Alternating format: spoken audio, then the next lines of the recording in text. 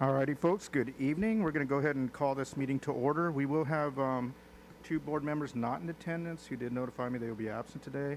That'll be Vice President Mr. Tillman and Dr. Barbara Flores. But there are four of us in attendance, so we do have a quorum. We'll go ahead and start with the Pledge of Allegiance, and we'll start with one of our veterans. Mr. Sam Precy, will you lead us in the pledge?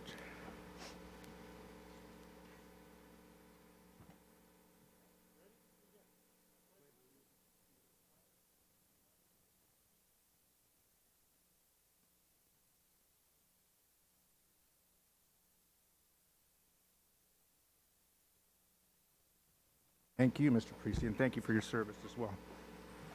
Alrighty, folks, we'll go ahead and do approval of the agenda. It's been moved by Dr. Gwendaddy Rogers. Sorry. I captured that. They weren't able to hear me. I just wanted to clarify with the agenda because it looks different from traditional agendas. So then what are we seeing here on the agenda? Oh, on the back. Okay. Oh, yeah, I know I had to look on the back too.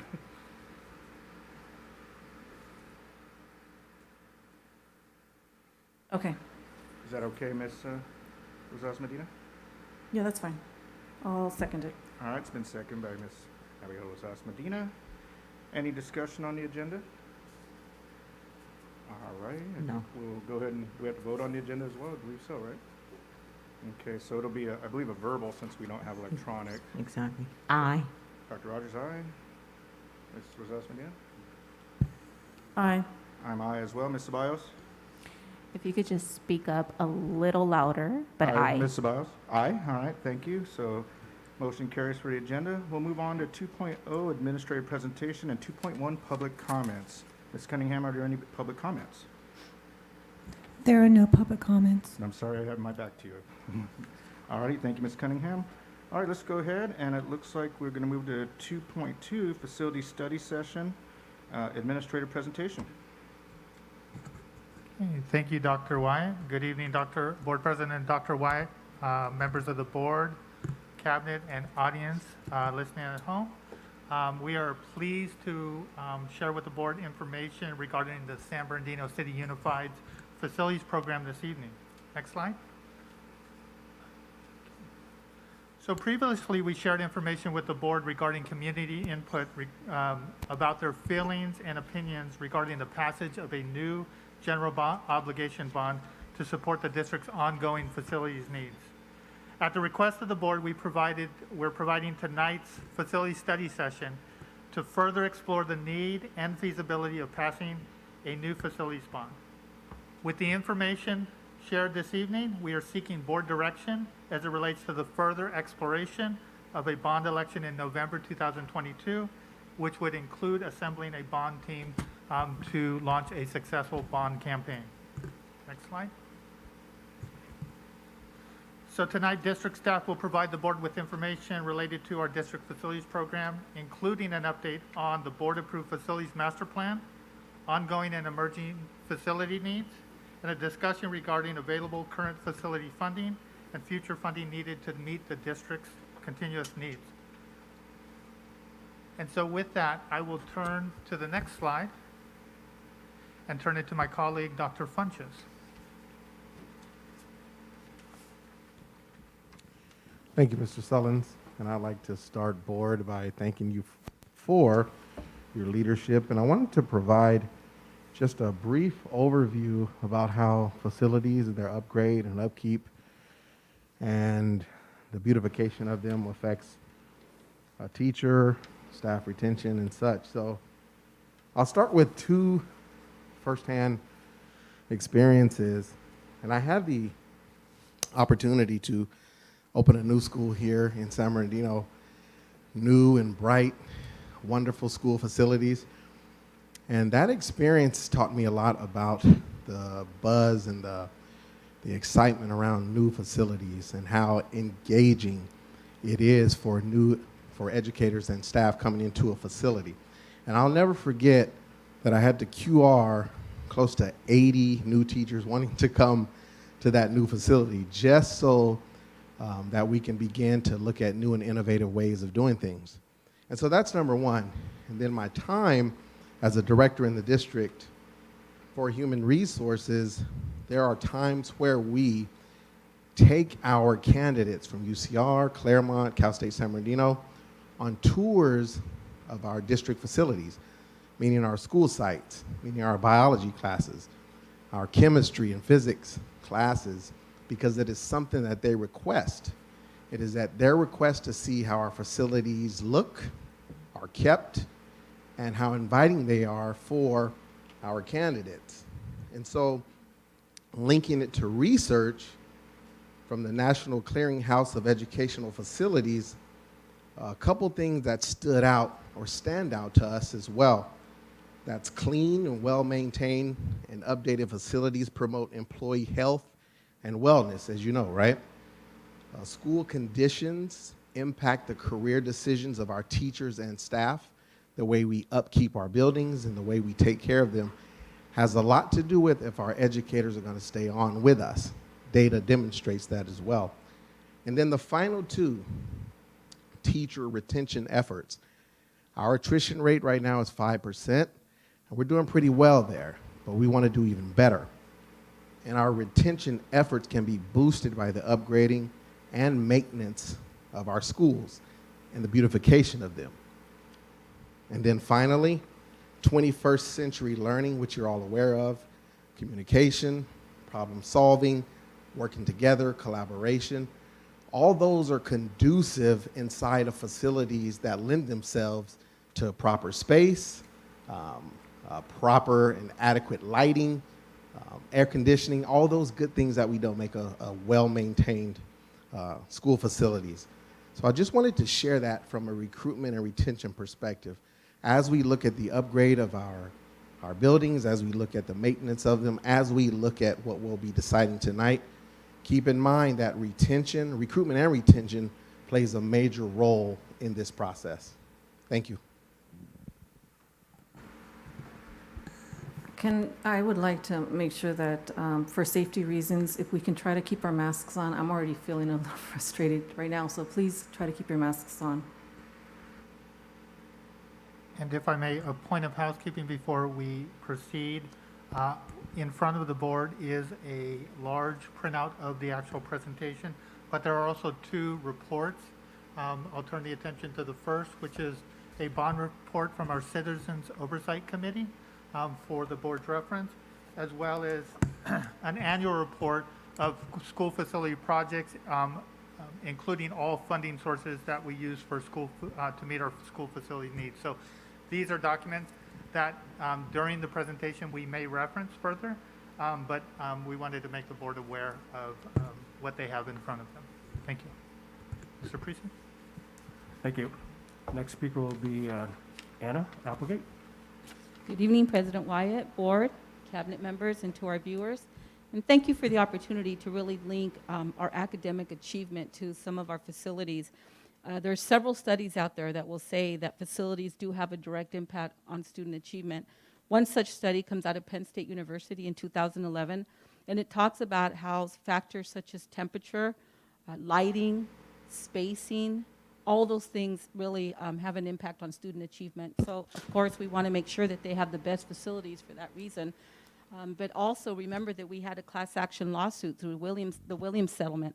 And as you know, that's a huge part of us making sure that our facilities are in order for our students, because we know that at times there are horrendous conditions not in other districts or other places, but we want to make sure that we continue to really do what's right by our students.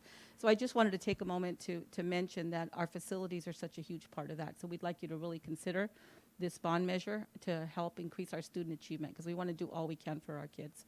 And then also, just a note also, as I was reading the research, it was crazy to hear that almost 3/4 of the schools in the U.S. have been built before 1970. And that's really something that we realize we have to be in front of. Board, you've always been very innovative and very proactive, but making sure that we continue to have the funds to renovate our schools so that we can always have the best conditions for our students. Thank you. Thank you, Ms. Applegate. Next slide, please. So you'll see on this slide here, 75 school sites plus 10 administrative facilities. So a total of 85 campuses that the district is in charge of maintaining. And as far as schools go, the average age is 1967. So pretty much in line with what Ms. Applegate was saying, with 3/4 greater or older than 1970. So all of our facilities, as average, 1967. So definitely in need of significant investment and maintenance.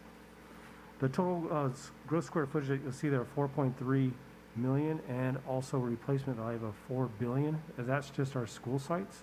So if we're looking at our total portfolio, we're in excess of $5 billion of assets. So it's a very, very large number, and with that means that we also have to have the necessary funds in order to maintain those facilities, to keep them in good repair.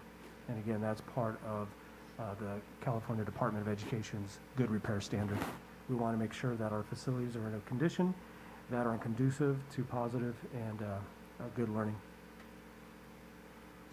I also wanted to make note that 63% of all of our expenditures over the last 30 years have been in adding new campuses and buildings.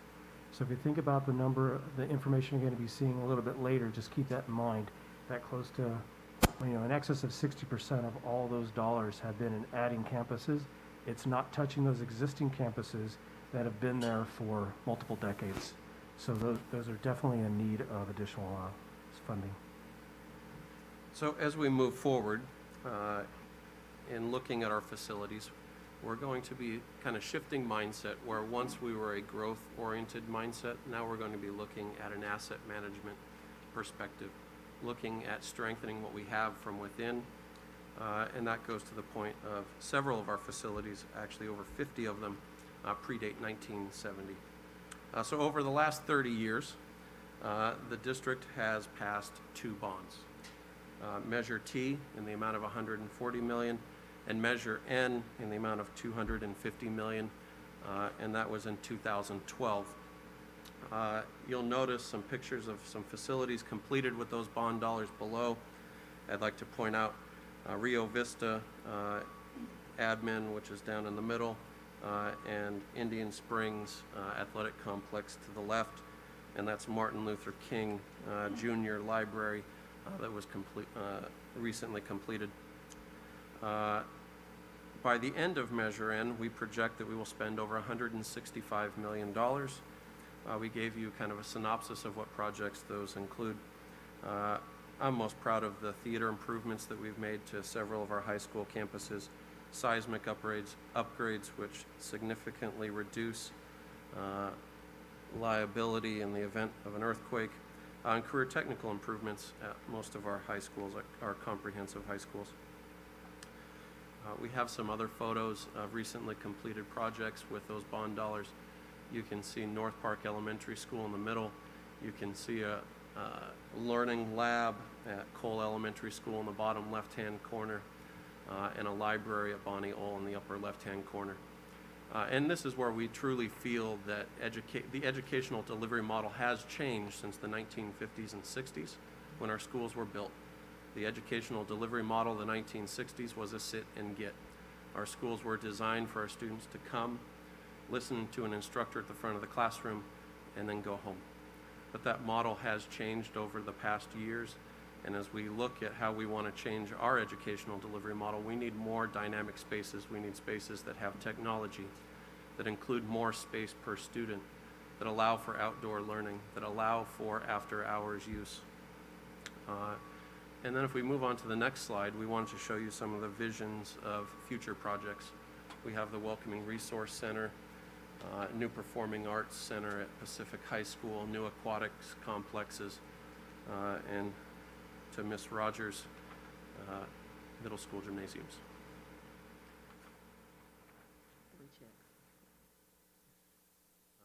I want to go back a little bit before we move forward to talk about future bond exploration. In 2019, this board adopted a 10-year facility plan, and I just wanted to remind everyone what that facilities master plan in essence did for the district. It evaluated that 5 million square feet of facilities that we have. It prioritized that need. It looked at our educational need. It looked at our physical need, and it looked at our residential growth within San Bernardino. We are experiencing some substantial residential growth on the north end, especially. our schools run at about 110% capacity. We literally are out of classroom space on the north end in the Cajon attendance boundaries. And that master plan prioritized those projects and coupled resources with those projects. Just wanted to give you a quick update on the success of that master plan. It was a 10-year plan.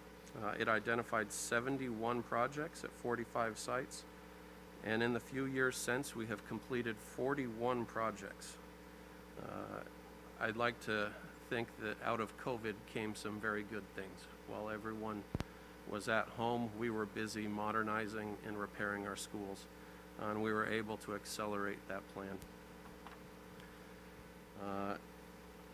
We wanted to give you some of those completed projects and current projects. I wish Mr. Tillman were here because I'd thank him for the artificial turf at the 6 comprehensive high schools. He was an advocate for those athletic improvements. And I'd like to turn the time over to Dr. Esquivel. He's going to talk a little bit about the CTE projects that we're working on and currently completed. Thank you. Good evening, board. So on the left, you will find 41 completed projects included here, highlighting some of the major modernization, artificial turf upgrades, as well as HVAC-focused upgrades. On the right are 10 current projects that I would like to highlight, especially as we think about the positive impact that these projects will have on our scholars, families, and our industry community partners. Specifically thinking through our CTE career pathways, ensuring that our students have options when they graduate 12th grade. Our manufacturing CTE pathway at Indian Springs will include the new Haas Machining Tech Lab. This Machining Tech Lab at Indian Springs will continue offering a 3-year course of study, providing students with the foundational skills of working with manual industry, machining techniques, and progressing to computerized product creation. Our transportation pathway at Pacific High School will include 21,000 plus square feet, single story with mixed use classroom spaces. And this classroom space will include 2 labs, CTE space, and a 6-bay garage that can accommodate 6 heavy transportation vehicles. Again, industry-grade equipment and state-of-the-art technology for our transportation CTE pathway at Pacific. And lastly, I would like to highlight the makerspace in San Bernardino High School, which will include what we're calling the new level of linked learning, where students will work together across pathways, across disciplines, really ensuring that they're engaging in multidisciplinary projects that include media arts, engineering, performing arts, business, public safety, and dual language. Thank you. And then if you look at the next slide, which talks about the remaining master plan projects, I spoke a little bit about the growth that's occurring on the north end, and you'll see 2 renderings of projects that will help alleviate some of that growth, residential growth that's occurring on the north end, Cajon High School and at Pacuma K8, along with several other planned projects that were approved by the board in 2019.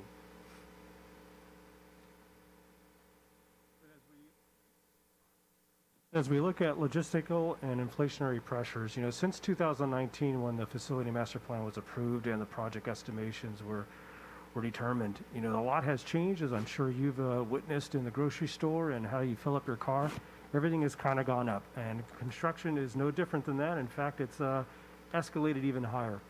And through COVID, we've seen a lot of issues with regard to supply chain, and supply chain delays are also impacting the delivery of these construction projects, because the longer amount of time you're on a construction site, the higher the cost is going to be. So in addition to those logistical issues, as well as supply chain issues and inflation, we're also seeing increases in tariffs. So basically across all areas, we are seeing increases to our construction cost. Next slide. And one more slide, sorry. So on this slide here, you're seeing that the total inputs to all the construction is going up about 26.3%, and that does include the labor increases that we're seeing associated with construction. So the budgets that were developed back in 2019 are far different today than they were back then.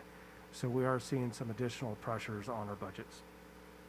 I'd just like to point out, too, that someone asked why the upside-down piggy bank on this particular section of the presentation.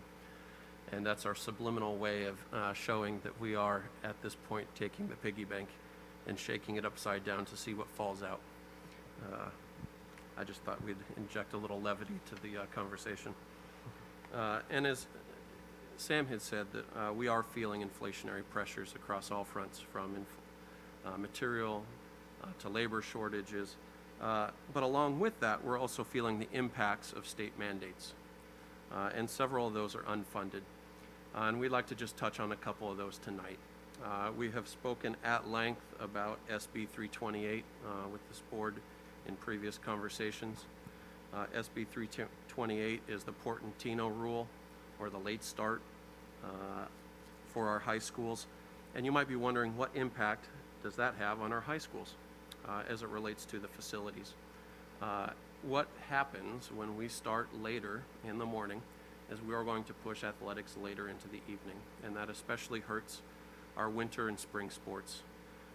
As a coach in the district several years ago at San Gregorio High School, I can tell you I coached winter sports. I can just give you two things that potentially could happen if we don't add lighting to our facilities. One, our students are going to have to miss 3 to 4 periods out of their educational day in order to travel for games throughout the Inland Empire. And two, the other students that stay behind are going to be impacted, because those teachers that come from the campus are going to have to leave with their students, and we're going to be seeking subs on a continual basis in order to fill that need. So we do need to add lighting to our sports facilities. Our athletic directors have been very vocal about that. To put into perspective the cost of what we're looking at, so those are for sports, for tennis, for softball, baseball, aquatics. We're looking anywhere from $15 to $20 million worth of athletic lighting in order to accommodate the late start Portantino rule. And then we're going to have Amy Coker, our Director of Elementary Instruction, talk about the other unfunded mandate, which is the universal pre-K. So good evening, everybody, board and cabinet, and thank you for letting me have this opportunity to talk to you tonight. As you know, transitional kindergarten is expanding, okay? So in preparation for this expansion, we've been working across departments, across divisions, to really be able to develop a solid plan and a work team to support this expansion. So together, what we've done is we've analyzed the current state of the program, where we have existing programs, and we've been working alongside facilities to look at where and when we might be able to expand to other school sites. Currently, we have 26 sites with transitional kindergarten programs. We do expect that number to continue, the number of students that are eligible to continue to grow as the program grows. And so we do expect to be able to expand to other sites as well. And so by 2025, 2026, TK will be open to all 4-year-olds. So currently, it is important for us to seek out additional funding to support the expansion in terms of facilities. And to piggyback on the need, and I think to highlight the challenge in expanding a grade level. This is the first grade level expansion I think that anyone in this room has ever experienced. The state has set aside $400 million total for facility improvements needed for the expansion of this grade level. If you think about the 10,000 schools statewide, clearly the funding is not adequate to expand this grade level. And we are not alone in that struggle. Another one of our challenges is that our current bonds do not allow for expenditures in pre-K. Our bond language, the past 2 bonds, were written for K-12, not for early child care. We've consulted with our bond counsel. We cannot use current bond dollars for the expansion of early child care. And as Amy said, we need to expand our offering by roughly 50%. And we do not have the identified dollars to make that happen. And now we're going to ask Colleen Williams to give us a quick synopsis on wellness centers, another one of the topics that we have heavily discussed with this board. We know that coming out of the pandemic, we have a real need in student wellness and support, and Colleen's here to talk to us about that. Good evening, everybody. Again, thank you, Sam and Tom, for leading this work. When we talk about wellness centers, I've spent some time with some of you specific to that work, and love that this is the direction that our district and our board wants us to go. Really looking at strategically placed wellness centers. Well, if you were part of the presentation, you know that we have 2 funded currently. The one that, if you forward the slide 1, you'll see a rendering of the Pacific High School biomedical CTE, and it has a wellness center combined with it, as well as one at the new Welcoming Resource Center.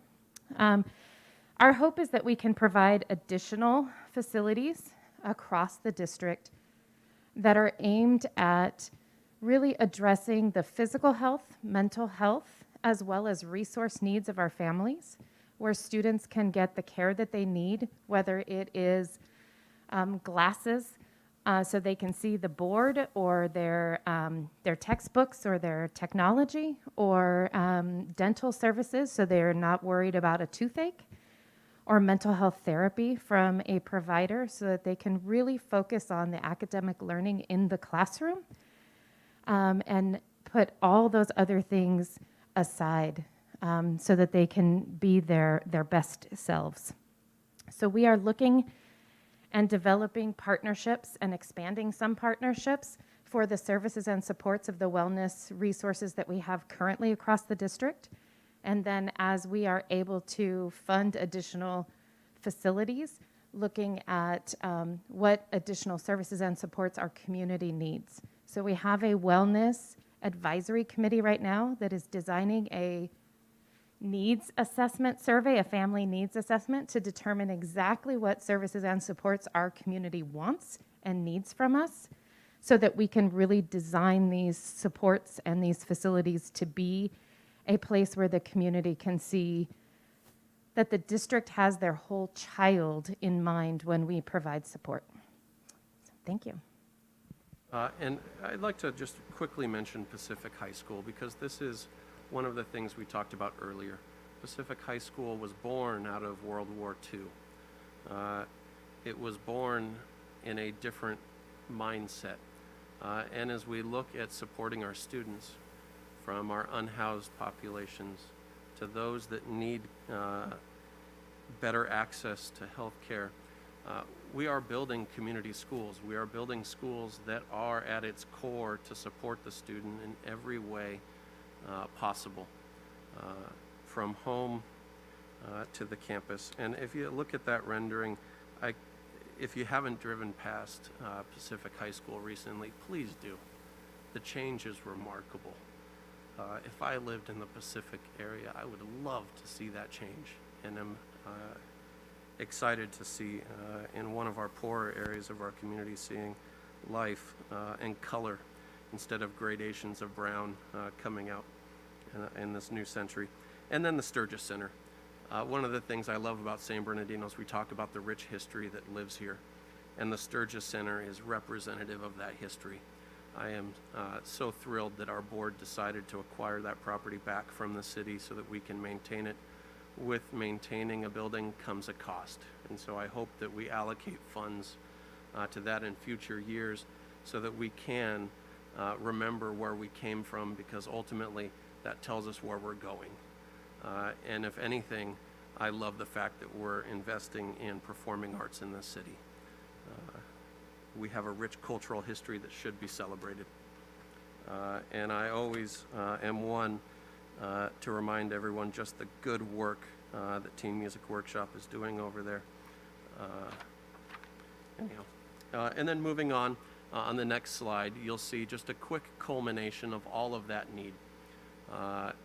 When you look at our master plan and you look at the over 85 sites that we maintain and operate, our long-term need is well above $750 million.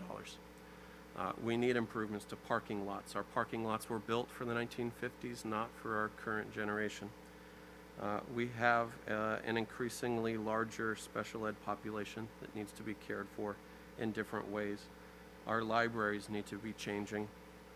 Our kindergarten classrooms need to get larger and more interactive with the idea that you can learn everywhere and not just in a seat facing forward. The current state of our facilities, as we look at what we're currently dealing with, we gave you the daily glimpse of what many of our students see. And when I mentioned gradations of brown, you can see that we still have over 750 portables. We have 47 school sites over 50 years old that are currently eligible for state funding to modernize them. Many of our school sites lack inadequate space and out-of-date facilities. From a planning perspective, when we build new schools, I can tell you one of the first things that we look at is space per student. I almost said pace per student. That's an ironic statement. We look at over 100 square feet per student when we look at planning a new school. The schools of the 1950s were built for 40 to 50 square feet per student, and that's gross square footage. We are half of what other districts, when they build new schools, have. And that shows when you get into some of our smaller elementary schools. We lack the space for CAPS, after-school programs, and many of our other music. We have rotating music teachers, and oftentimes we put our music teachers in the MU room in hallways because we lack dedicated space for music. I just wanted to mention as well that as Anna had mentioned earlier in the presentation, there are several studies that have showed and tied the facilities in good repair to student achievement and teacher performance. And in these photos that you see regarding current state and the blandness of that, the lack of vibrant colors, there's several studies that show vibrant colors, especially at the younger age groups. They impact their student attention, their achievement, the behavior, and even their mood. And as well as classrooms that are incorporating technology, they also increase student engagement as well as performance. Views of nature, and you can see in these photos, there's a lot of asphalt out there and not a whole lot of greenery. But views of nature do decrease stress and increase student performance. We also show that the good views out of windows, and unfortunately a lot of our windows are painted black, and you can't see out of them. So that doesn't lend well to improve student learning. Access to daylight in windows as well as color of light increases student attentiveness and test scores. And then also talking about indoor air quality. And I will say that's one thing that the district did through your guys' leadership in COVID was approving the use of the HEPA air units inside each of our occupied spaces and classrooms, because there are several studies that show and tie indoor air quality to student achievement, absenteeism, chronic respiratory conditions, and that also helps the district in its financial pressures through increased ADA. If we're able to keep them healthier and keep them coming to school, we're going to be able to help our ADA. Thank you. So if we look at the next slide, and I want to kind of pause here and spend some time on this slide because this really comes to the heart of our ask. You may be wanting to know why. When we talk about our schools, the state funds modernization of state schools on a 25-year basis. And so we have 3 sections of schools here that we wanted to talk about. In the coming 10 years, we have 8 schools that will become 25 years old. And many of these schools we refer to as our new schools. I think many of us have forgotten how quickly time passes, and these schools will be eligible for state funding to modernize them in the coming years. And you might be thinking to yourself, well, they are in decent shape. Why should we continue to invest in these schools? And the answer to that is because you don't want them to look like the third-time eligible schools on the bottom. Many of those cycles of modernization were skipped. When we look at Pacific High School, over the last 75 years, there has been less than $10 million of investment in that campus, which is why it looks like it does today. We want to get ourselves in healthy cycles of investment. It will protect the longevity of those facilities and the initial taxpayer investment. Then you can look at some second-time eligible school sites, Belvedere, Kimbark, Shandon Hills, and then as you start to think about the age of the schools down below, from Del Vallejo in 1959, San Bernardino High School in 1929, we have assets that are nearly 100 years old. And I wish Mr. Tillman was here today, and I know that there are Cardinals in the house, so once a Cardinal, always a Cardinal. I would say one of the things that we need to always consider is we need to invest more money in San Bernardino High School. It bears the name of our city. I could think of no better way of telling the city, or the citizens of this city, that we want to rebuild this city by investing in its namesake. On the next slide, you'll see that we have taken the state funding eligibility that we have identified, and we are eligible for this in the next 10 years. You'll see that we will be eligible to receive $280 million of state funding, but that funding doesn't come without a cost. And the local contribution, if we would like to access the full $280 million, is $220 million. One of the things that I've always been proud of with this board is we fight to leverage our local dollars. And I want to put the context of the last two bond measures in kind of a larger context. So if you look at Measure N and Measure T, one for 140 and one for 250, the mathematicians in the room, what is that? Is that 390? 390. $390 million of local dollars have been contributed to the benefit of our schools. Now, on the other end, this board has continuously pushed us to find other dollars. We have accessed over $800 million of matching state funds for that initial $300 million. For every local dollar that we contribute, this district has gotten $3 in state funding. I can tell you statewide that is unheard of. We are very good at leveraging the dollars that are contributed to this building program. And if you take an initial investment of $220 and add $280, we're talking about $500 million worth of investment in our schools in the coming decades,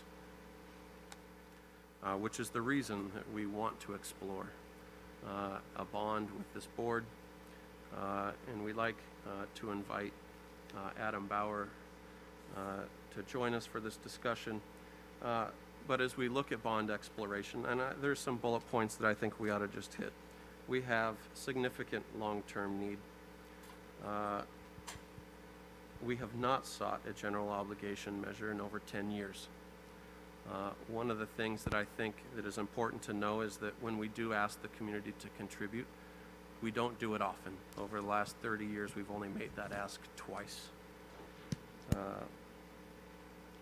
We do want to maximize the potential of state matching funds to hopefully provide a solution for some of that unfunded need. And board, as you may recall, several months ago, we did a survey of our community to find out what their general attitudes were when it came to the exploration of a bond. I'd like to just share with you some highlights with that. I did bring with me the full survey. If you'd like that survey, we have it printed out, and on the way out, I'll give you a copy. In general, 72% of all likely voters agreed that our local schools are in need of repair. I think that's just a general theme, and I find it interesting in daily life. It's hard to get anyone to agree on any particular topic, and the fact that 7 out of 10 of our likely voters agree that our local schools are in need of repair tell us something. With another 71%, and I think this is an interesting tie, make the connection that that investment in their local schools will help and improve their local property values.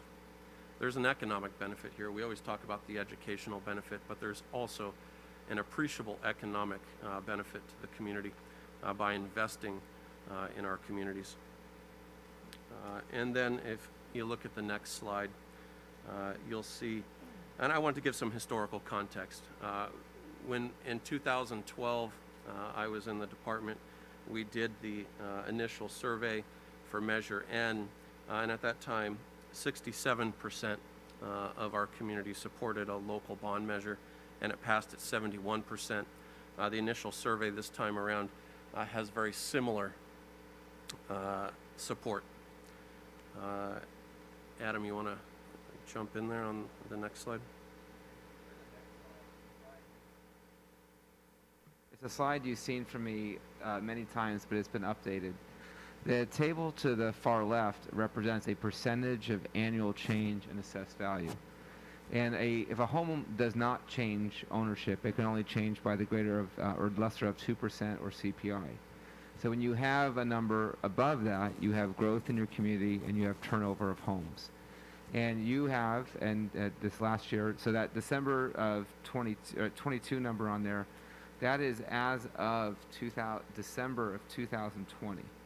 So all this talk we've heard about people moving away from LA or moving away from San Francisco and buying houses and having home prices run up, that is not accounted for in here unless it happened before 2021 started. So I suspect we don't want to bet on it by issuing bonds right now, but we want to plan for a potential of numbers in that range of what you see there of a 7.58% increase. And that number is greater than what we've seen historically. The 35-year average at 5.55, and then the 10-year average at 6.15. You hear me talking with some optimism now, but I've kind of sounded just the opposite of that when I've been talking about selling bonds. I don't want you to bet on growth and sell bonds. I want you to have the growth come and then use modest growth factors like we use 4% when we sell your bond. So I don't want to sound like I'm changing course here. I just want you to explain. I've seen a lot of positive assessed value growth here. So if we go to the next slide, what we've tried to do here, and this chart you have seen with different numbers. To the far left is, I'm going to focus on a bar chart first.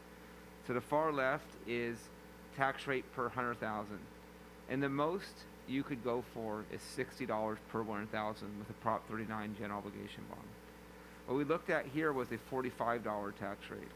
And that red line represents $45 per 100,000.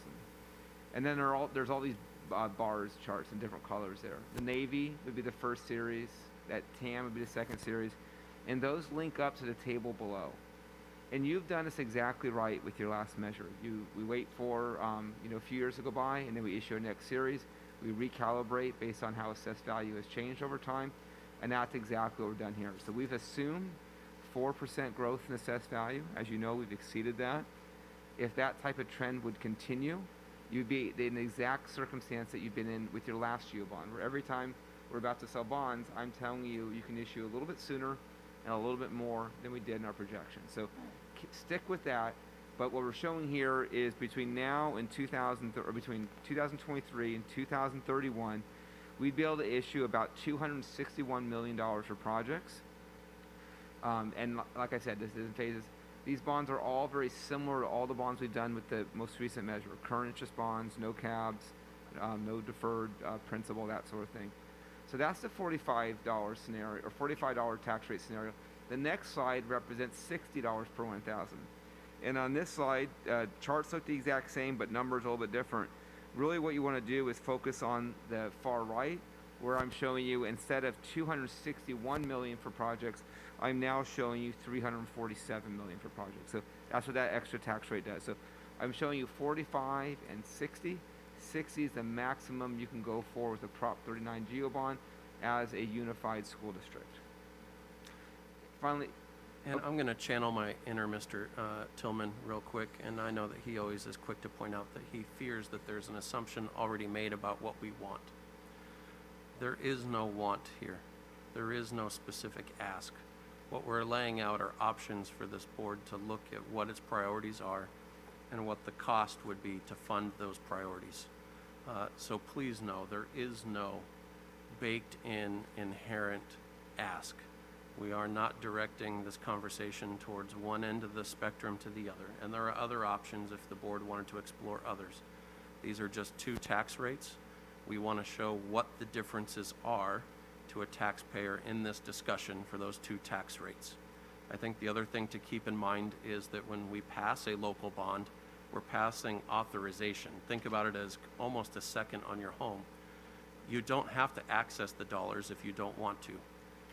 If and when a community passes a bond, it does not mean that bonds have to be sold. That authority lies with the board always, and it's at their discretion to sell those bonds. So what we're asking is for the community to give you the authorization you need to then execute at some point whatever plan, if any, you want for the priorities that you lay out. Yeah, So I just wanted to set that kind of general rules as we discuss tax rates. I think that's a good point. So when I've talked about these phasing, and you can see it there, right? All the different colors, but then in the table below, the numbers. Each time the district were to issue bonds or consider issuing bonds, there's a packet of information that comes before you. And one of them is a resolution of issuance. That resolution of issuance is where there's parameters in there that should you vote affirmative for it, would give district staff the authority to move forward within those parameters. So you get to look at it. So when I say recalibrate, it's not just the finance team and district staff saying kind of here's how things change, but if there's other fundamental changes to the district, you could always not issue as much, have a lower tax rate. Actually, Mr. Solon's here. I worked with him at a district where they passed a general obligation bond, and they didn't want to have it go into effect immediately. And so or the full amount go into effect. So what we did was almost like instead of like how it's all blue there up to that red line, they did halfway blue and left that tax rate lower, and then phased it in up to their tax rate over time. So that's kind of an example of what Mr. Pace had suggested. And it gives the board flexibility. If it wants to speed up, it can. If it wants to slow things down, it can. That's right. We're not locked into any amount that voters approve. So on our next slide, what we try to do is give a kind of a sample tax bill when it comes to the ad valorem property taxes here. Oh, apologies. Sorry, I'm trying to look at the screen and that's away from the microphone, so how's that? Okay. Thank you. Okay, so thank you. So then what we try to focus on here is the tax rate for the percentage-based taxes here. And you can see you have your general 1%, and then you have the municipal water district and also the CCD. And then finally you have San Bernardino there as well.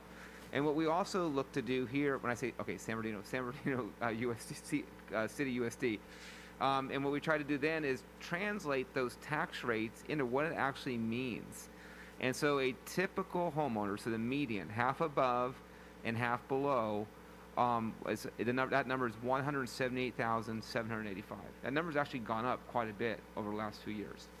And then so what that means for the school district is we're looking at about $185 a year for the existing tax rate.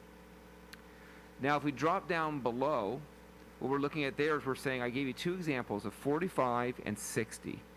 And then we wanted to show what that would be in addition to what's already being paid. And so there you can see $80.45 or $107.27. But I want to add a caveat here. With the home price increases that we've seen, that's going to change with the next round of assessed value. But then there's also to the bottom of that with the $60 tax rate, what that means per month, $8.93 per month or 29 cents per day. And Adam, maybe you take a minute or two and talk about the composition of our taxpayers. I know one of the conversations we always have is renter versus homeowner versus commercial, and I know that Ms. Medina would like to talk about how we make sure that we tax our commercial, potentially larger companies that have started in San Bernardino. That's great. Great, thank you. And so San Bernardino City USD is considered a highly concentrated district. This is a credit perspective. When we submit for your credit rating, we do a presentation. One of the things we have to show them is what kind of diversity you have amongst your tax base. You are considered highly concentrated, meaning your top 20 taxpayers make up a greater portion of the assessed value than is typical. What is anything above 7.5% is considered highly concentrated. Last run we have of this, you're at 10.64. So to Mr. Pace's point is your commercial base or larger property owners are assuming more of your GEO-bond tax than many other school districts within the state of California. And so when you look at that, so this dropped down, but Stater Brothers was the number one in 2019-20.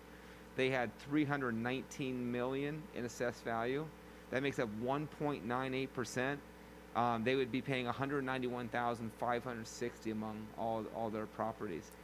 You take your top 20, you get down to $1,027,825 to just kind of put some of that in perspective.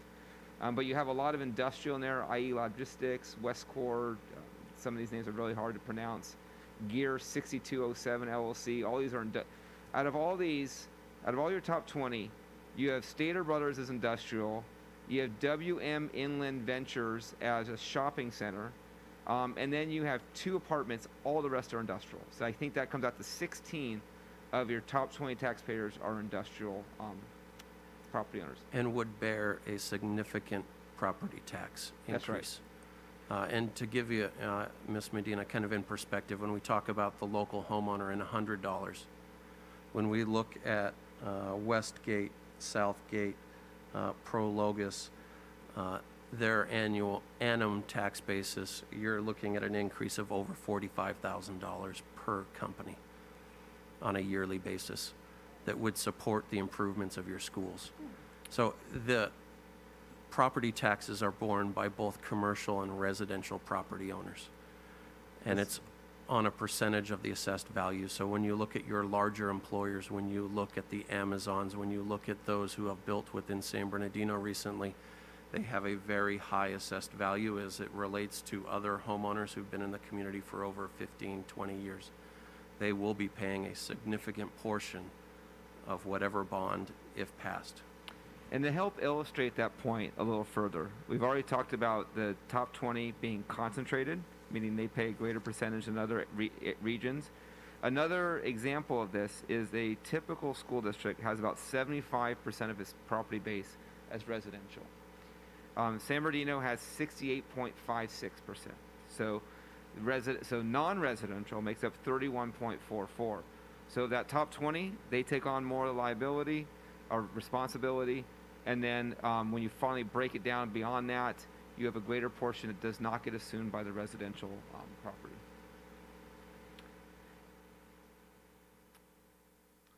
And then as we look at the pros and cons, we just kind of wanted to wrap up towards the end by giving you the why behind the what. If you were to ask us to sum up the need for a bond, why now?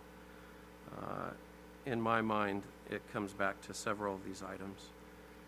We can increase the property value of our homeowners in our community. We can give them access to greater property values, which in turn can be used for improvements to homes, sending kids to college, starting micro businesses, contributions to local economy. Over 60% of the funds that we spend benefit local business. North Park, as an example, was built by 100% local business. From Caston to Fisher Plumbing and countless other, BEC Electric, countless other businesses within San Bernardino benefit from local bonds. It expands our student learning opportunities. It provides equitable facilities throughout the district. We have made significant strides in improving our campuses, but we still have, and I always enjoy the conversation about equitable coherence, grading standards, from one end of the district to the other, ensuring that our students, teachers are grading their work the same way from one end of the district to the other. Well, it's no same with our facilities. We should have that coherence in educational facilities from one end of the district to the other. I've always said that our students' educational experience should not be based on their parents' zip code. We should have the highest standards for what we provide our students. They should have the same access to education that every other community in this state has. And then it also qualifies for state funding, and that's how we get there. That's how we are able to provide our students the highest level of educational facilities. Let us not forget that the state funds we receive, we contribute. Every one of our income taxes that we pay in this community goes to the state.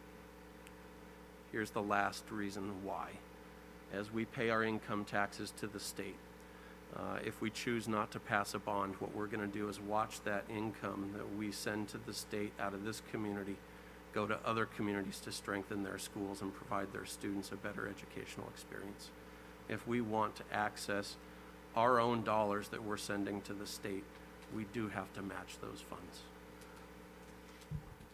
I'll jump in for a second. And I'd just like to add, the one thing that's really important that Tom mentioned was that the ability to match state funds. And why that's really important is we think about timing and kind of what Adam shared with regards to the timing of a bond.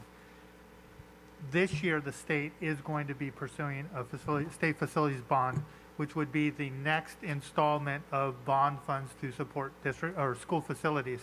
If you recall, 2016 was the last time that the state passed a school facilities bond measure, and those funds have been completely exhausted, meaning any construction or building that we endeavor now, we are utilizing our funds, not necessarily with any guarantee that we will be eligible for additional funds from the state without them passing a bond. So when we think about the timing of where we are in the conversation that we're having with the board, again, we're moving in the direction of getting authorization from the voters to pass a bond that coincides with the state also moving to pass a bond. That way, if we are first at the table, we are able to get our projects in to secure that state match much sooner than if we were waiting a year to, albeit that is the board's discretion, and I think Tom said it very well. With the board or the voters granting the board the authority, the board has the discretion to go as fast or as slow as the board wants with this.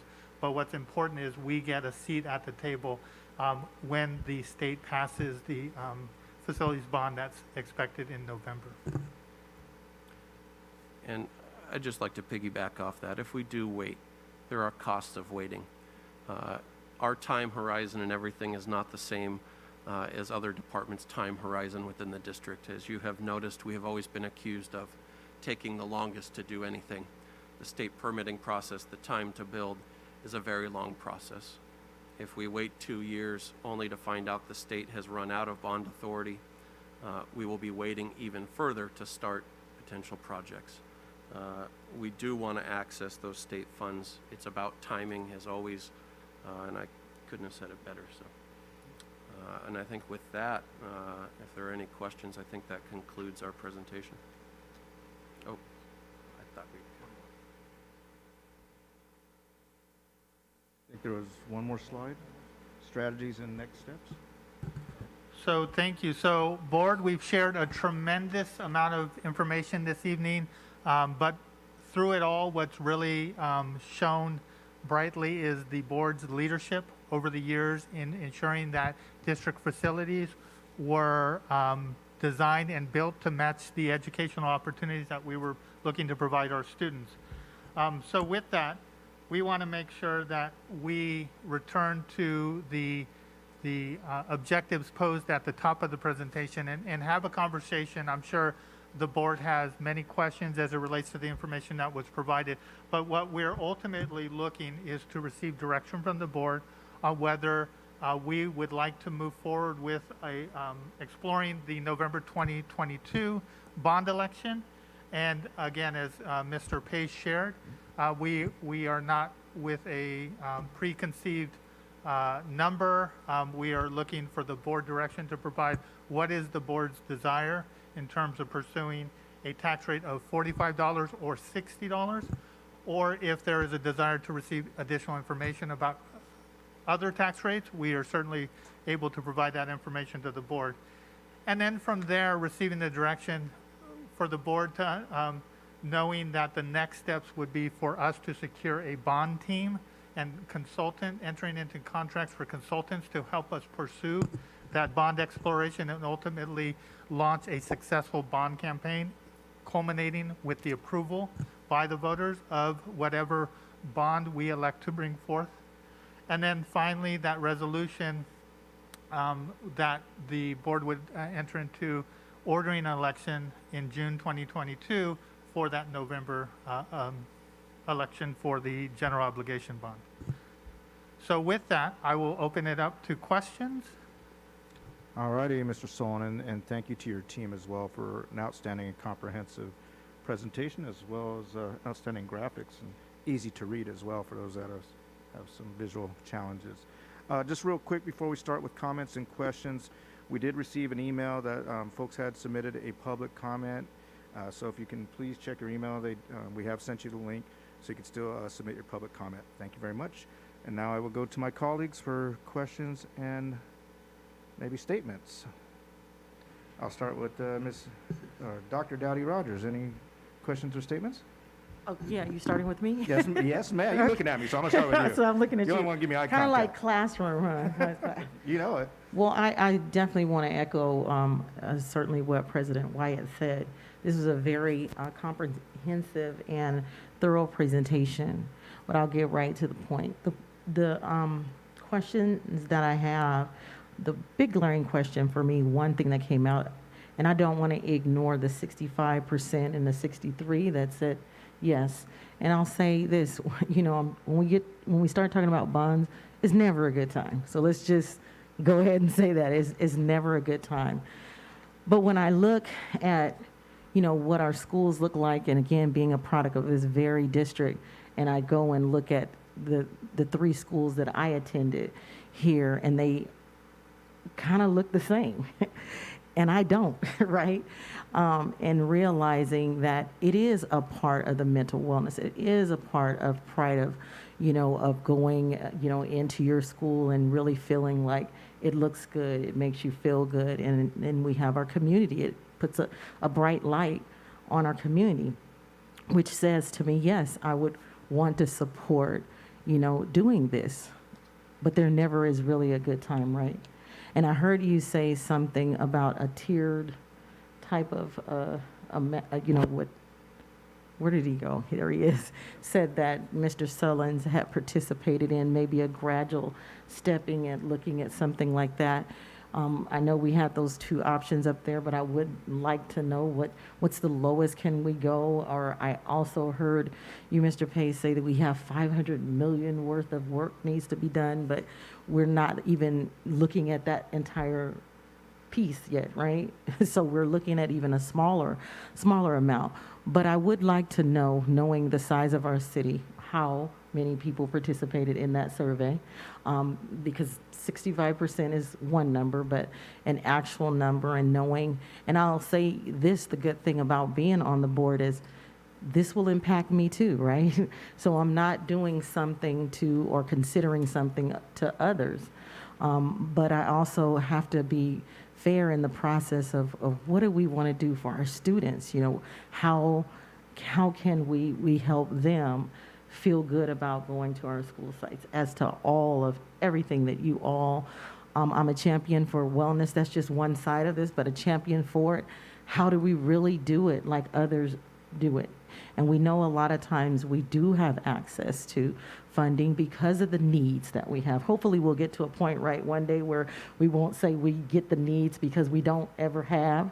But this is certainly a start. So those are some of the questions that came up into my mind. How many were those 65, that's 63?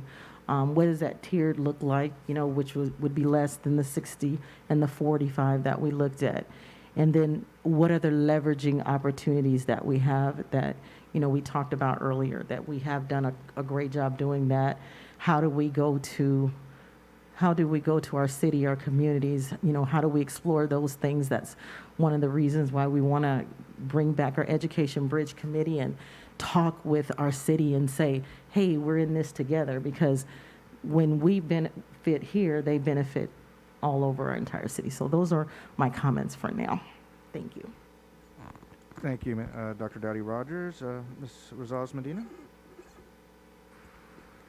Yes, I have a few clarifying questions. One is, let me check here. When was or is the maturity date for previous measures, bond measures that were passed? And the examples are 2004, 2012. Were there any other, so that's one question, but it's also finding out, were there any other bond measures that is not listed here that has not matured as well? The reason why I'm asking is because in one of the slides, it shows that the current potential bond has a maturity date of 2055. So then with that, that means I'm kind of curious on the previous measures, maybe they're still currently being paid by our taxpayers. So if you can clarify. And as Adam begins to answer that and looks that up, I'm going to just quickly answer some of Dr. Rogers' questions. Okay. There were 832 total interviews done with a 95% confidence level. So that's your sample size that we're dealing with. And Mr. Pace, I would also want to know, how is that across our demographics of our city as well in regards to, I mean, many different demographics, right? In regards to income brackets and. So in all cases, we try to mirror a sample size of all of our different demographics, political, our subgroups, and we feel that at every level, men and women, we hit our target to have a 95% confidence level. The coverage was very good amongst all groups. And on your way out, we did make copies of the entire, every question asked, the order it was asked, the breakdown of all the different groups. And so I'll gladly, on your way out, give you a copy of that. Thank And you. on the front cover, you'll notice it talks about who was interviewed in English and in Spanish. So there's plenty of information that you can take home and review. And we'd welcome any dialogue on that front. Thank you, Right, Mr. great, thank Pace. you. Definitely looking for equitable representation of our city. Ms. Rosales Medina? is that Yeah, so for he Mr. was- Adam? Yeah, the questions, yes. So Mr. Pace, mine was 34, page 34, but you, I think, added a page. I think it's 35 for you. And that is the sample tax rate bill. So And- hold on one second, do we have that? You do. Okay, Right here. so then it doesn't say the bonds, it just says San Bernardino Unified School Districts and Valley College. Where is it where it says previous bonds? So the yellow there represents the tax rate required to pay your previous bonds. Okay, so then which ones are they? So that's the 2012 and the 2004. Is there any previous, like I said, if there, it shows that even the ones that's proposed, it's 2055. And are there any other bonds that maybe you don't have listed there that we're currently paying? So for instance, the 0.1034%, is that just those two measures? Maybe you can clarify a little bit more? Or are there any other bonds? Yes, and so if you look at, let's go to slide 32, or actually 33, because I think that's where you're referencing the 2055. I'm going to do my best to channel my inner Adam and explain this slide to you real quick. We're only showing the two here. So if you look at the different series, the different colors will actually tell you when they start and when they're paid off. So the first series, right? So this is just future bond measure. Starts in 2024, right? Hypothetically in blue, that's the first series shown to be sold. That will be paid off in 2052. Then you can see the next issuance, that lighter color. That then goes to 2025. The third series goes to 2054. And then the purple that starts in 2031 runs to 2053. That is just showing how long it'll take to pay off the proposed measure. And that's why I'm trying to clarify, because, you know, this is a proposed one that hasn't been passed. So it just gave me insight on what are we currently And so pending then with that. And I don't see that here. Maybe I missed it. we can actually show you that on slide. If you're able to jump behind the thank you slide to slide 41, we thought this may come up, and so we built a slide for you. We don't have that slide. Yeah, Oh, up there, okay. and so you'll see that that is your Measure N, right? This is the payoff for Measure N. It's hard for me to see. Yeah, and that takes it to 2044. And you'll see all the different issuances and all the different little colors going back, well, starting in 2022 and taking it out to 2044. So when I was referencing back to the yellow row in the tax rate bill, that yellow row is going to support all those bar charts, all the bonds that have been issued already, along with the 2004 measure. Yeah, that's right, till 2044. I'm sorry I didn't say that on the mic, but I just referenced to the current bonds ending in 2040. So I want to make sure I'm clear. There are existing bonds that have already been issued that extend till 2044. So there's current bonds that are, where our taxpayers are currently paying right now. Between now and 2044, that's correct. Okay, 2044. So that's why I was just wanting to clarify, because I didn't want to jump the gun and, well, jump ahead and try to see if, oh, thank you, that is very helpful. Is because our current, our taxpayers are already paying previous measures, so I'm measure bonds, and would be in addition to what they're already paying. And so I'm just curious, with the funds that we're getting here, are these already allocated? Like, for instance, the 2044 would be the expiration of one of the measures that our taxpayers are currently paying. So then have we calculated what we're going to use those funds for? That, like, in 10 years, 20 years from now? So maybe I can make a point of clarification here. Is that if you look at the bottom there, it says actual, and there's a white bar. Those are bonds that have been issued, and so it's on that chart there. So to the bottom, the table there, it says actual. Yes. Those are on the tax roll. Those are bonds that have been issued already. But then you go to the far right, and so those, Mr. Page can speak to how they're allocated, but most likely have been allocated in projects identified. Right. The one that's a light blue above it, that is a series that has not been issued yet. And so that is a to be determined, and we are projecting that the board would have documents in front of them in 2023 to consider issuing an additional series of bonds. So to the allocation, let me speak to that. If you were to look at slide, if you go back in your packet to 10 and 11, slide 10 covers the projected portion of the slide in front of you, Ms. Medina. So those projects, as you look at, those funds were allocated.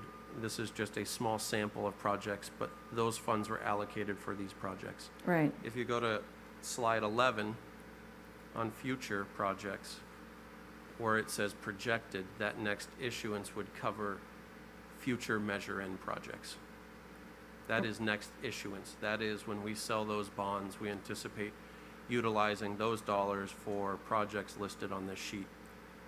And so these are, when are you projecting these ones to be completed by? Because like I said, it shows 2044 is where we're still going to be collecting funds. So I'm just... That's the repayment. So the county will be collecting property taxes on a per annum basis to repay that debt until 2044. We'll be spending in 2023, 2024, 2025, and 2026, with the ultimate payoff coming in 2044. Okay. So similar to your home, you pay over a 30-year basis traditionally. And it's the same thing. You get X amount up front to purchase, and then over the next 30 you repay it. We're doing the same on general obligation bonds. We're funded up front. We spend that money to build according to the initiatives, and then over the next X amount of years, the county collects property taxes and makes the repayment of that debt. So it's not that we're going to receive funding, it's No, just pay the debt? That is the repayment of that debt. And Those Okay. bars on there it's a lockbox. There is no way the district could ever get access to those funds. It flows from the property taxpayers to the county treasurer to investors. And so that's strictly to repay the bonds that have already been issued. So it's just to pay the debt That's correct. that we have? And, Okay. I would just add, when we think about passing a bond, say it's a $250 million bond, we do not get $250 million right off the bat. We have to issue over a series of periods to be able to culminate with that amount. So I worked in another district, I actually worked with Adam there as well, and we passed a $40 million bond measure.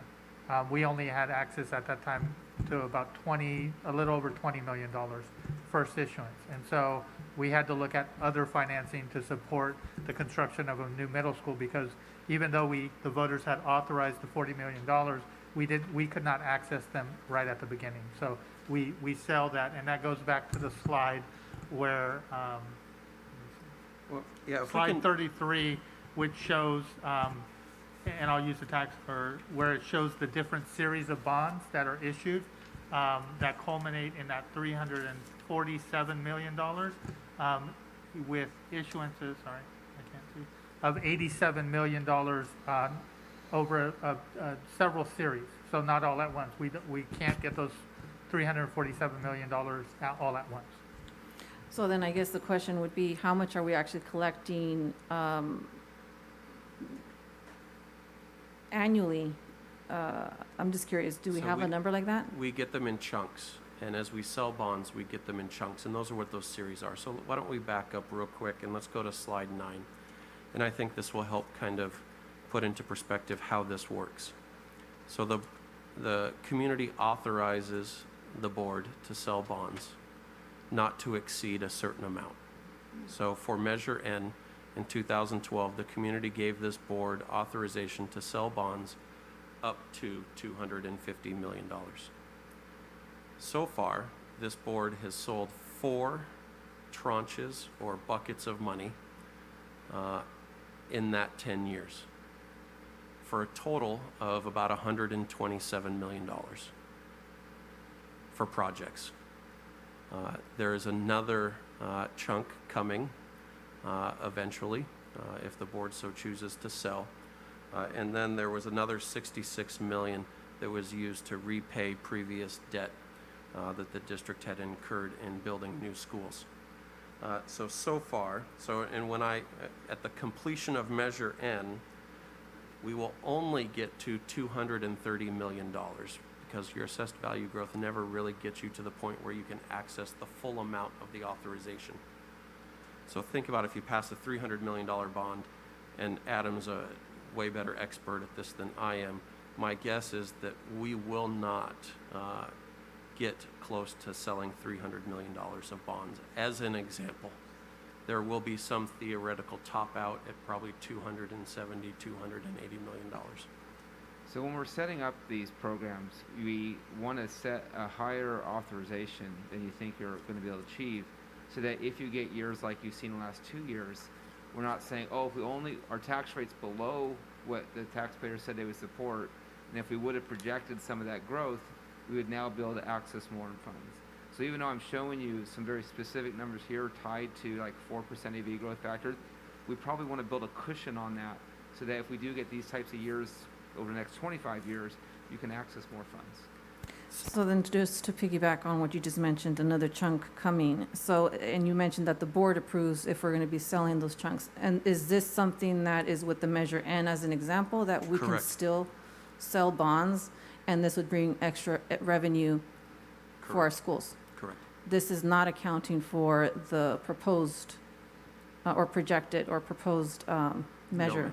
So when we look at future projects, so one of them is the Performing Arts Center at Pacific High School.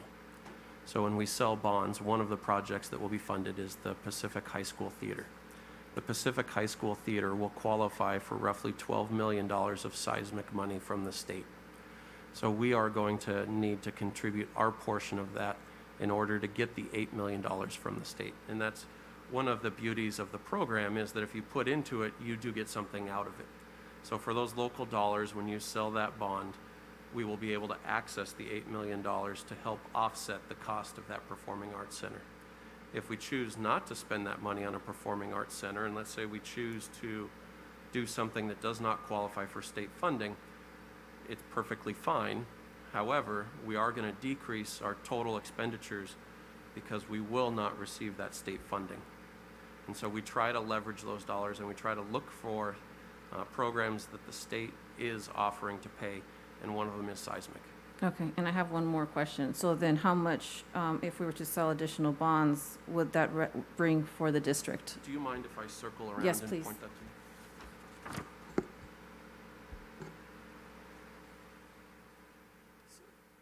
37,663,376. And what that amount is $37,633,376 for the final issuance in 2023. And that's projected. That's based on 4% assessed value growth. Okay, projected, so meaning it could increase? And it could decrease. Let's think back to the Great Recession, 08, 09, 010. We actually experienced negative assessed value growth. One year, we were actually at about a negative 10% assessed value growth, meaning at that point, if we come back in the other direction, we may not be able to sell that full amount. That's why it is truly a projection, and we don't know up until the day that the board decides to sell bonds. Okay, and then when is it coming, that was my last question, I'm trying to understand that, because I didn't realize, when can we as a board push to, is there, where we have it on the agenda, what does that look like? So for that, so for Measure N, that can be accomplished at any point. The longer we wait, with the more assessed value that we gain year in and year out, will allow us to get a greater amount of the 250 of the full authorization. If we sold now, it would be less than 36 million. If we wait even longer than what's there, potentially you could squeak out a few extra dollars. Also, you're suggesting that we shouldn't do it now, with the market value high? So in 2022, we consume a greater portion of the tax bill because we anticipated that you'd issue in 2023. So we put principal in 2022 that gets repaid. If we can just get past 2022, the tax rate opens up and we have more ability to issue more bonds. So it's exactly what Mr. Pace said. We're just waiting to get more assessed value growth is helpful, but also we intentionally made it so you could issue in 2023 because Okay. that was the finance plan all along. Okay. And then- Patience, and that's why when you look at these things, it's built over a 10-year period. It's not that we would ever sell $300 million, $100 million worth of bonds. It is a 10-year or longer plan. It will take us 13 to 14 years to spend the money from any particular bond program. So we're looking at a long-term solution to facility funding. Right, and I know that you mentioned in your presentation when it comes to how frustrated, community can be with how slow the process is. The thing is that it's going to be, regardless of us moving forward, it's still going to be slow. So it's not going to be saying, well, because we're past this or we moved to past this, well, it's going to be faster. No, the process is still going to be slow. So I know that was a comment that was made. Another thing is that the enrollment, it is projected that the enrollment will also decrease, and yet we're looking at, well, we need more classes, we need more this, and I'm like, didn't we have like a projection that the enrollment is going to decrease? So then that wouldn't make sense in trying to add more classrooms within certain sites. Now I know certain sites are maybe have a higher population, but yet we've drawn maps before where we can make adjustments. No, and it's a great point, and one that is a little nuanced. And if you could spare me a minute to kind of give you a synopsis there. We lack specialized space. We don't lack space overall. So as we decline in enrollment, we lack kindergarten classrooms, which are different size classrooms from the rest of our traditional classrooms. We lack special ed classrooms. We lack CTE classrooms. We lack maker spaces. We lack adequate libraries. We have libraries and portables. It's the specialized space is what we lack. And several of our schools have an inordinate amount of ordinary. Well, that's kind of an interesting statement. classrooms. We have 960 square foot classrooms with 3 windows and a door. We do not have the specialized space that we need to support the expansion of TK. As an example, TK classrooms are required under Title V to be 1,300 square feet. They're required to have their own restrooms, required to be near drop-offs, required to have their own playground equipment. So we can't just add kindergarten classrooms where we see fit. We'll be adding them near other grade levels that may not be an appropriate adjacency. And so as we look at our schools, we need to adjust them in a way that accommodates the growth that we're seeing in certain areas, while at the same time, and we'd love to have this discussion with you, contracting where we don't need certain space. And that could be something that you can always provide us later on to actually see what you're referring to, how many kindergarten classes, how many special ed classes that are needed in TK, so forth. We'd love to prioritize and talk to you about that individualized need. Right. Thank you.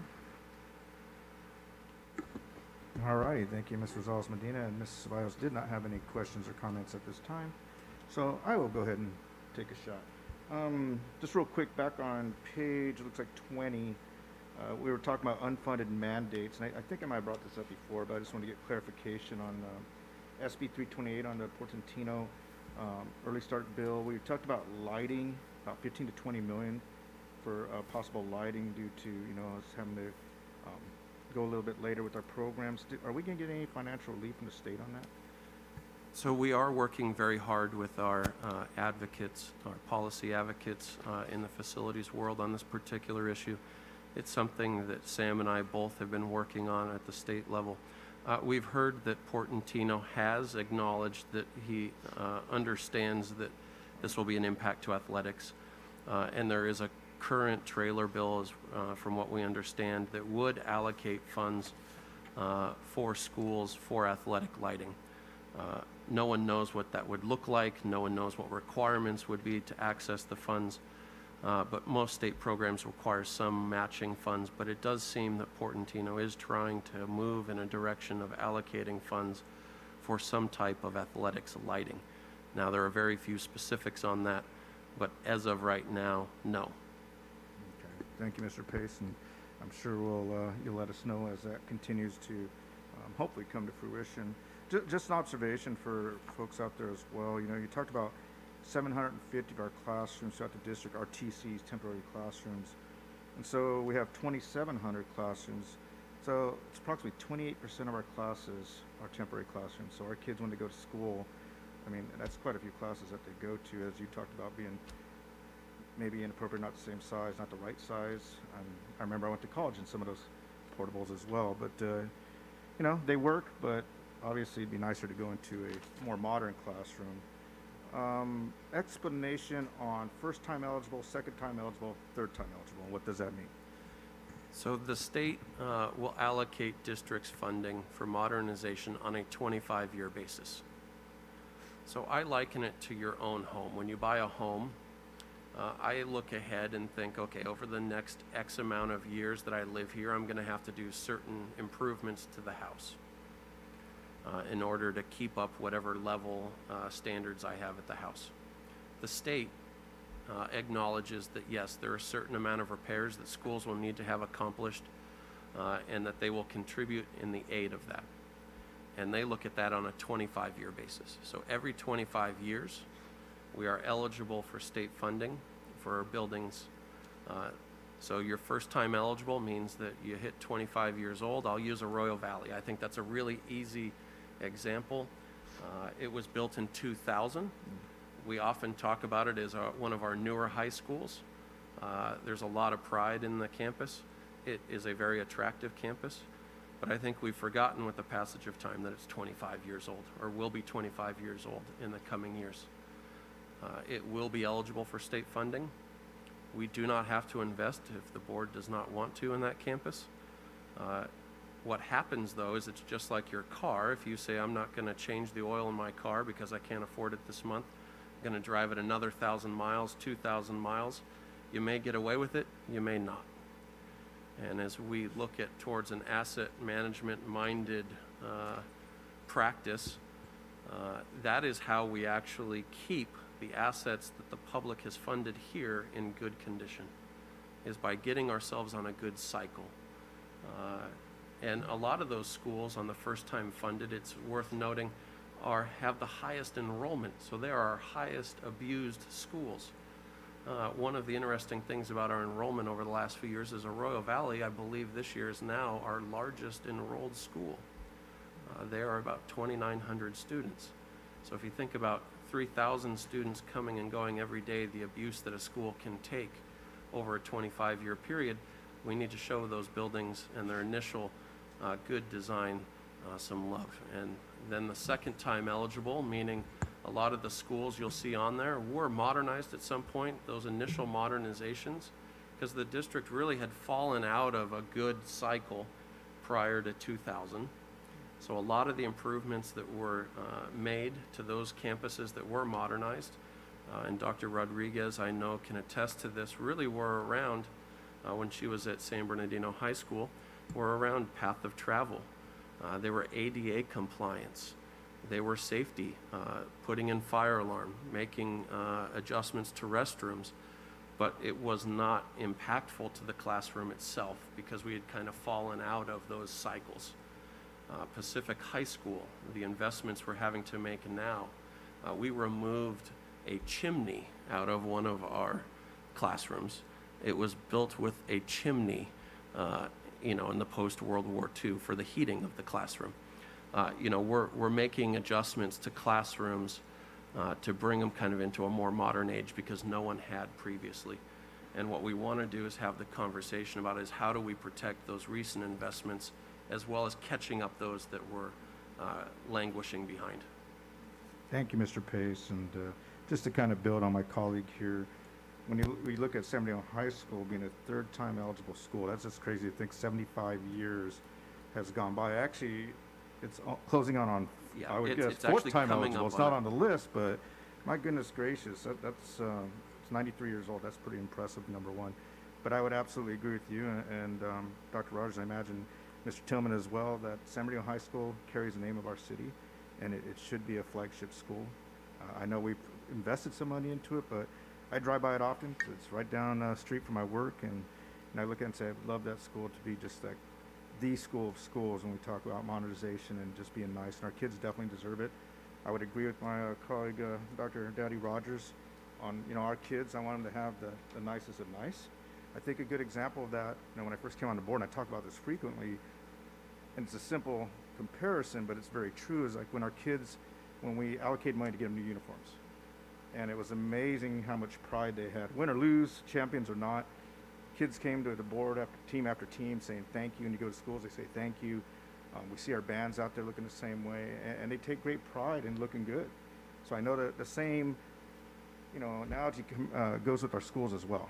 And I know that just from my kids and some of the comments they've made. So, and I would agree, it is an investment into our community. It does look great when we have nice looking schools. A number of us here were at Indian Springs this weekend. Beautiful school. I said that when I was there. God, what a nice campus it is. So again, it's just nice to see our kids have facilities like that. To put things in perspective for folks that are out there, on back to good old page 34, we've spent a lot of time on there, and I'll try to condense my questions down. We look at the 45 per 100,000 and 60 per 100,000 of AV bond measure. AV, what does that mean? Assessed value. Assessed value, okay, good.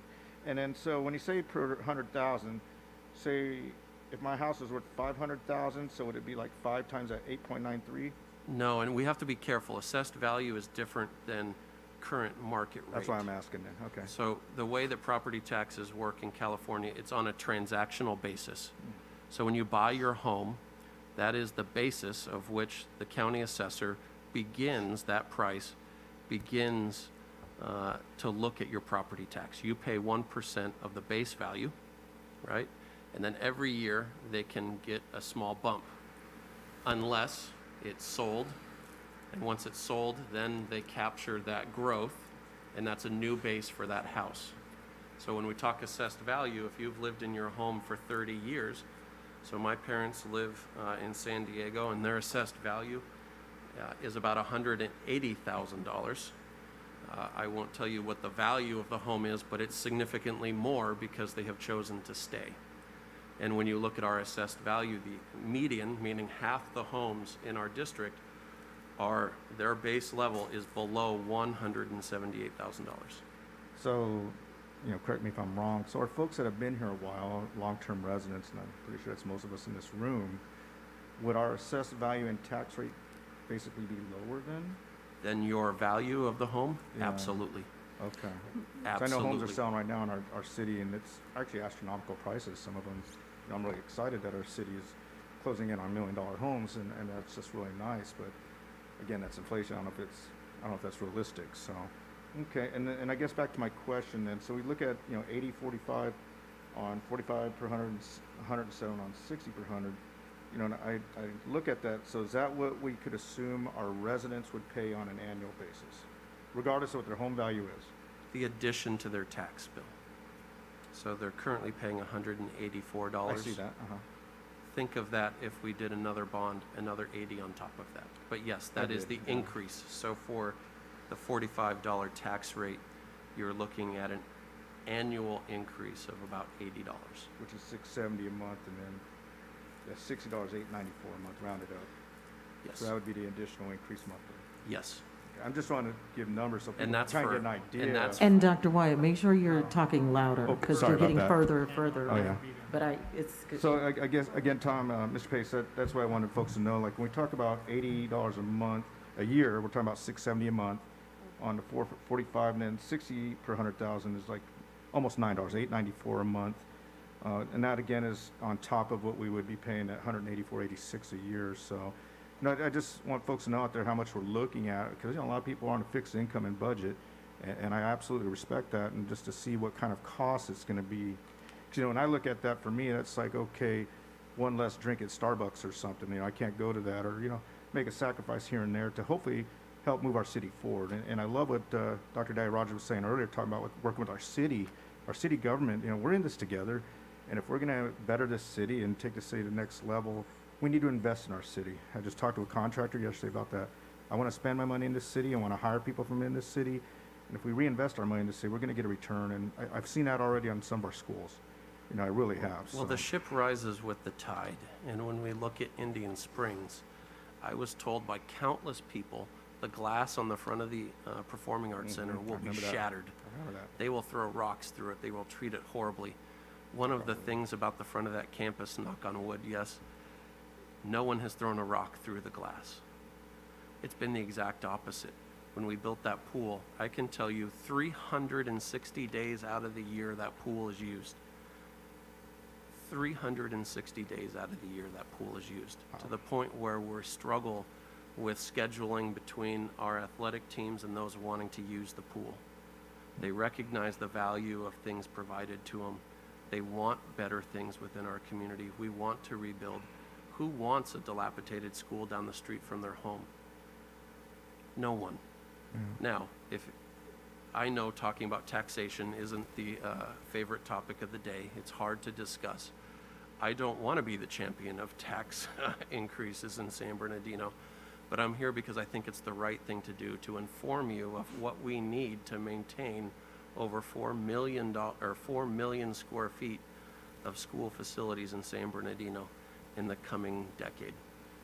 Well, thank you, Mr. Pace. I think yourself and Mr. Saul and Mr. Precy, as well as the rest of our executive cabinet, has really, again, painted a good picture for us of what we need to do to get to these projects that are unfunded in the future. And, again, I don't want to, lobby either way for the folks out there, but, what we want is clarity and we want transparency. So when, if and when this does hit the ballot, that our community can make a very well-informed decision based on what are priorities for them. And I'll just end on this, that, we talked a lot about the wellness centers and, also at our homeless families out there, and I know we want, and I know everybody in this room, all our board members want to be champions of that and have model programs that, others can look at and emulate. But we know it is a huge issue right now. It came up in 2 meetings I was in today again, and these were other districts, not just here, that mental wellness and mental well-being, and as well as physical well-being, is a major challenge for us right now. And I think we need to stay ahead of that. So thank you to you and your team, and I'll circle back to see if any board, it looks like Mrs. Rosas Medina. Did you have questions? Okay. All right. So then I just wanted to clarify a few things that were mentioned. But I do want to make sure what, with regards to wellness center, so are we saying that we do not have any funds to create the wellness center or the projects that I think we're planning to do within the next few years? No, we have funds for 2 wellness centers currently. Okay, so this is regardless of the bond, just to clarify, Yes, because to I think I was clarify. misunderstood. Okay. No. And let me explain where, just so that everyone is on the same page. So we are planning a wellness center at Pacific High School. It's partially state-funded through the CTE grant we received for that building.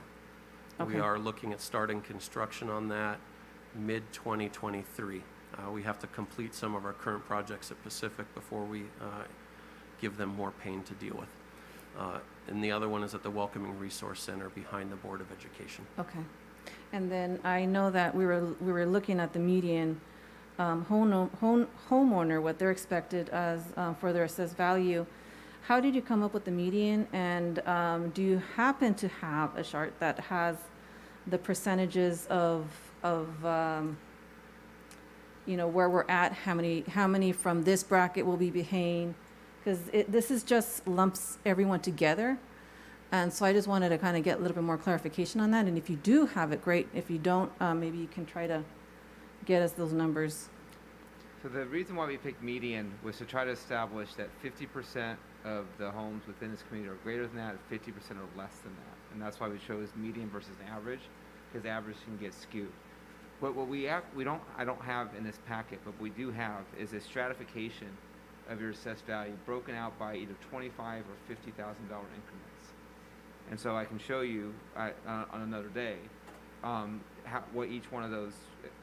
It's a little difficult because I have the range, so call it 25 to 50,000. So maybe I'll pick the average of that range and then use the tax rate to say that they're going to pay about this within that range. But we can absolutely provide that data.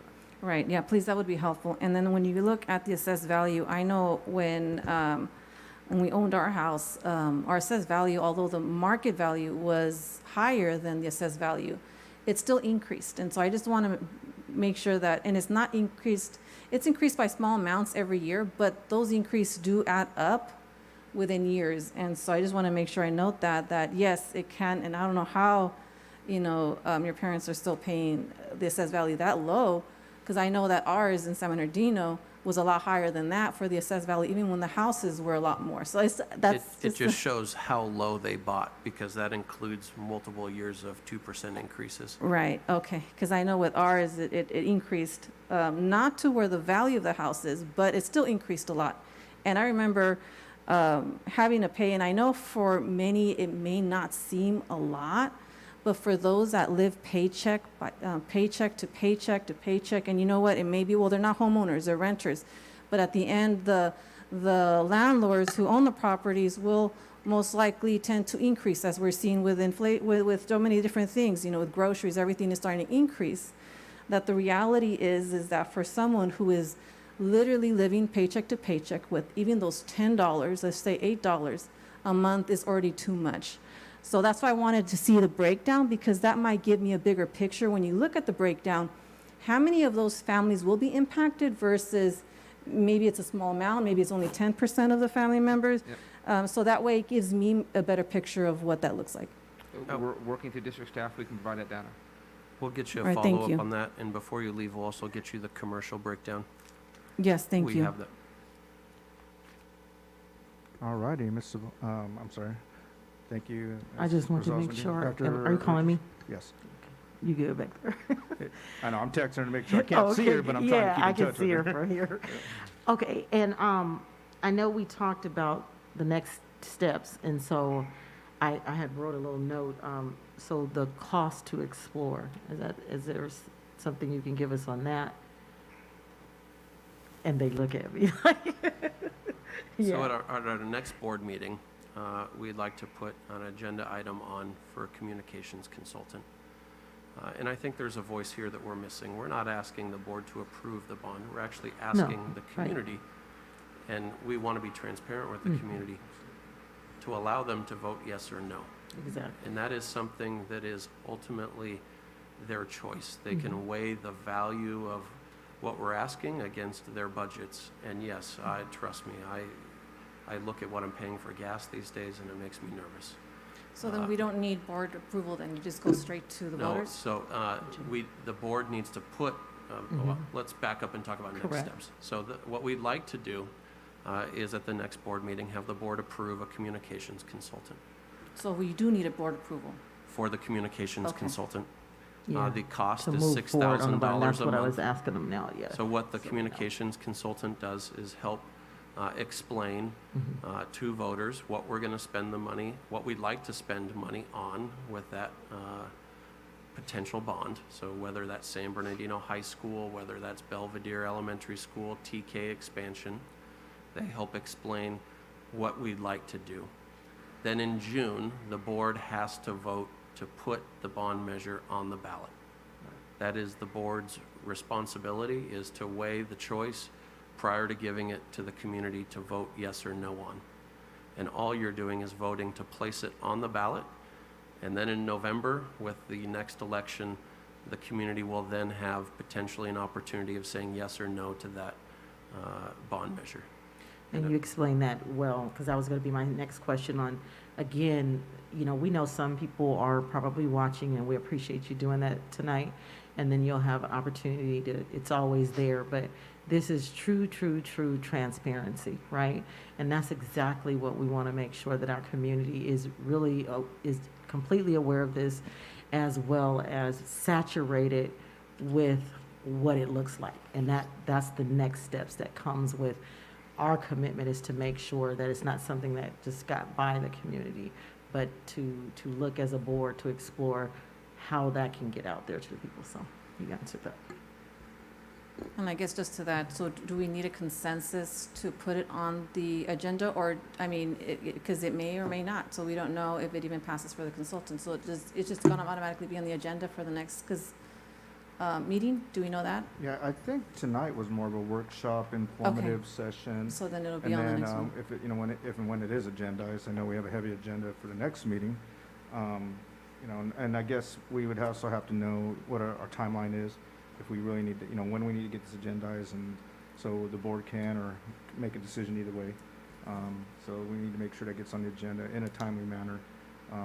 One, so we could have a deeper discourse and discussion, because not all of our colleagues are here tonight, and I think that's important that their voice is heard as well, and then go from there. As well as the documentation that's needed to at least give us a bigger perspective. And What that's will be really what impacted. the study session was meant to do, was to engage, to probe, to study the issue, give it its full weight of analysis, ensure that the community hears all sides and perspectives regarding potential bond exploration. And yes, there's further follow-up that we will be doing with you. And yes, we would like to bring that contract forward to have this board take that up and decide if they want to approve it or not. And I would just add, our first foray with this was really that survey to gauge the attitudes of a small subset of voters, a subset that's representative of our district and our community, but a subset nonetheless. And so we wanted to have this facility study session. In fact, this was at the board's request, to further flush out the issues so that we can help the board make an informed decision on what's in the best interest of the community. So we appreciate the board's time on this matter. I know not all board members, because I wasn't really supportive of it then, so I just wanted to clarify, because I know some board members were, but I definitely wasn't supportive of it. And then and I know it seems like I'm asking just to make sure, so we have approved to receive 250 million, and we've already received or spent 111. And I guess just for the next, if you do come to do another presentation at the board meeting, just make sure that we have an outline of what we currently have left over. And that way, you know, we can definitely see that in the other board meeting. Definitely. All righty, is there any other comments or concerns? And Ms. Cunningham, I will come back to you and see, did our public comments ever come online?